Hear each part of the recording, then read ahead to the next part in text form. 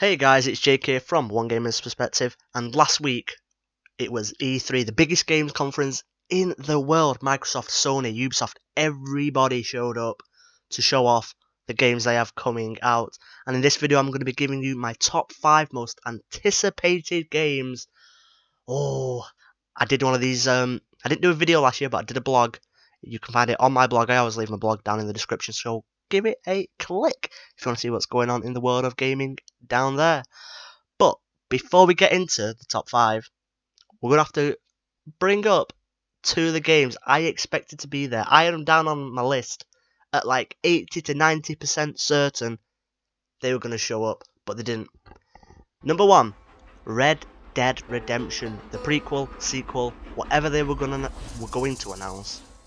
They basically didn't, and apparently it was all lined up, and I think it was Days Gone in the Sony conference, which was played twice, which had people thinking, and the rumours were going around, they were going to show Red Dead Redemption 2, but because it bared a slight similarity to the Orlando shootings, which were absolutely tragic and terrible, they decided not to show it, which is fine, which I think is perfectly well within the rights and a great mark of respect to everyone who lost their lives. And of course the other game, which I thought they were going to announce, was Shadow of Mordor 2, but Monolith were nowhere to be found, to be seen. I was googling it, nothing, nobody even mentioned it because everyone was caught up in the E3 hype, and I was just like, guys, no Shadow of Mordor 2, but no one was listening, so it just went by the wayside, and I've still not heard anything at all. But the shining light is that them 2 games are massive. They will be big releases should they ever get made. So I'd put a bet at them being Game Informer covers either this year or next year for the release dates of whenever they're going to be. So yeah, we didn't get them, but that is fine. But without further ado, let's jump into my top 5 games. And I'm just going to say, these are in no particular order. They are just 5 games which I just cannot wait to get my hands on. Sea of Thieves. And I watched the Microsoft conference, and when this came up, it immediately, my eyes just narrowed. I was like, pirate game? What is this? It looks open world. What is this? Now they didn't show that much. Well, they did actually. They showed gameplay. They showed some of the contest winners. They weren't YouTubers or anything like that. They were just contest winners who were big, rare fans from the previous games. And they got to go and play the gameplay. As you can probably see on screen, it's all going on around you. I just couldn't believe it. I thought it was absolutely beautiful. It reminded me of Black Flag in the freedom of the pirate ship. That was so cool. It's not got a release date. It's probably going to get pushed into 2017. So hopefully Q1 or Q2 before E3 next year is when we'll hopefully get Sea of Thieves. I don't think I can go another year without it. It looks absolutely amazing. And coming out of E3, we've got a few more things. I think it was one of the developers who said it's going to be a lot like Destiny in the combat style, but more impactful. Now what that means, I don't know. All I know is that it looks absolutely amazing. You can play as a pirate. Obviously it's orientated towards the multiplayer side, but you can play solo. That's what I'm going to do. I'm going to play solo, hopefully join people, make new friends, and play the hell out of that game. And number 2 has to be the sequel to my game of the year last year, like State of Decay 2. Now I know what you're thinking, State of Decay came out way back 2013, were it? But they released the Year 1 edition, Ultimate Edition, I can't remember what it was called, last year for the Xbox One arcade. Downloaded it, played it. I've played all the DLC. I've loved it. I'm actually on a break from the DLC because I've just lost 2 people in quick succession. So I'm having a long break before I jump back into more State of Decay. But I saw the trailer and it looked absolutely amazing. You're still in the Trumbull, I don't think you're in Trumbull Valley, but you're in that area. Are you going to get the city? Are we going to get the city? I don't know. I've still not actually ventured into the city. It looks very scary, so I don't think I want to do that. But obviously, it's the survival, which, as a group, it kind of reminds you of The Walking Dead, which just got me into the zombie games altogether. It's obviously massive map, and Undead Labs have been working on it since 2013, and I was on their Twitter, and it was just blowing up when that got announced. There are a lot of people, including me, who are looking forward to this game, and I cannot wait for it. The surprise package at number 3, Steep. And I am a massive SSX fan. Not so much of the last game, I think it was just called SSX, the reboot. That catered well too much to online play. Like, well too much. It just didn't focus on the campaign as much as I wanted it to.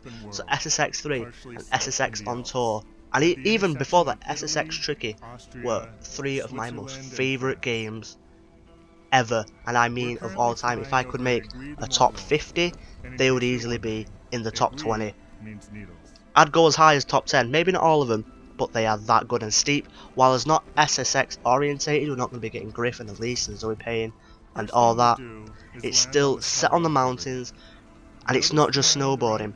You've got the wingsuits, I can't remember what it's called, the wingsuits, you've got parachuting, you might even be able to do skiing, and it just looks absolutely phenomenal. And it's going to test your skills, and personally, been dying for a freestyle snowboarding game for a long time. SSX has actually just come out on backwards compatibility. If you've never played an SSX game, that's probably the closest you're going to come and get, because you cannot play the older games yet on backwards compatibility, which is a bit dull. But yeah, moving on to number 4, we have the South Park, The Fractured Butthole. No, I did not curse, I promise you. It is the sequel to the South Park Stick of Truth.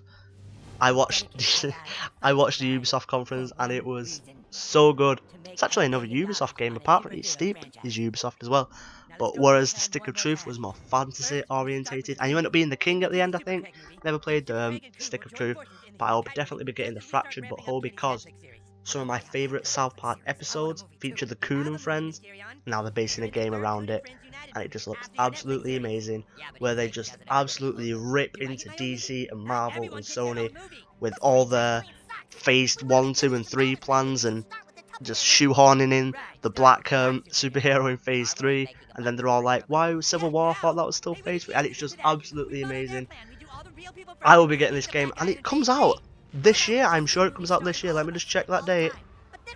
It comes out just in time for Christmas, so Christmas holidays is going to be all about South Park.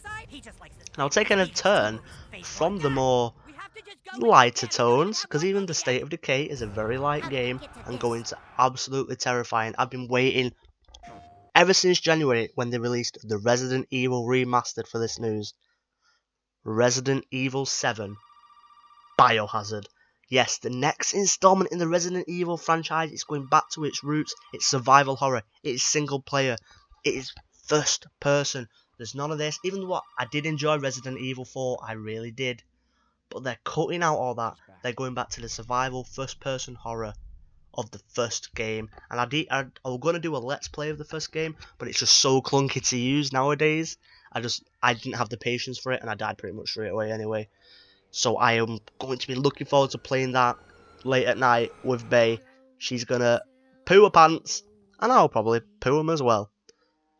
And that is pretty much it. That's 5 there. I think we said 5.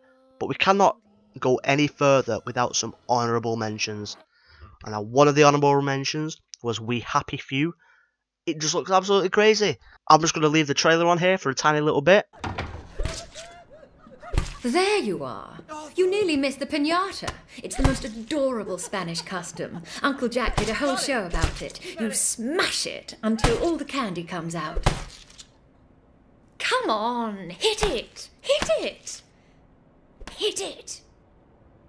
Give it a whack! Hit it! Hit it!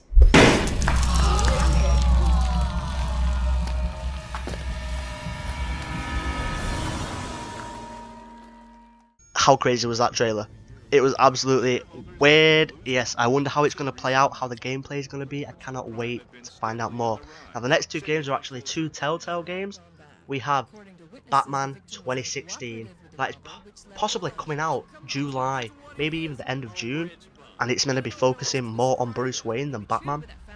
But it still just looks like a comic book come to life. It looks absolutely amazing. And Telltale, one of my favourite developers at this time. I would absolutely love to be talented enough, you know, in art or in some of them kind of like game design to be able to work for Telltale, because their game design is absolutely off the radar. And of course, you cannot mention Telltale without The Walking Dead. We got the tiny teaser trailer, which shows us Clementine. She's older. She's with a new guy. Who is he? I don't trust him. Clem, stay away from him until I can get hold of you. And then me and you will be back on our adventures. If it's anything like the Michonne miniseries, it's in good hands. What we're talking about, Telltale always make absolutely fantastic games. Anyway, so there you have it, guys. My top 5, plus a few honourable mentions, most anticipated games coming out of E3. What were yours? Let me know down in the comments. Don't forget to like this video and subscribe to my channel for some more gaming news and, of course, my Pokemon pack openings. Though, however long they'll last, we don't know. I'll see you guys next time.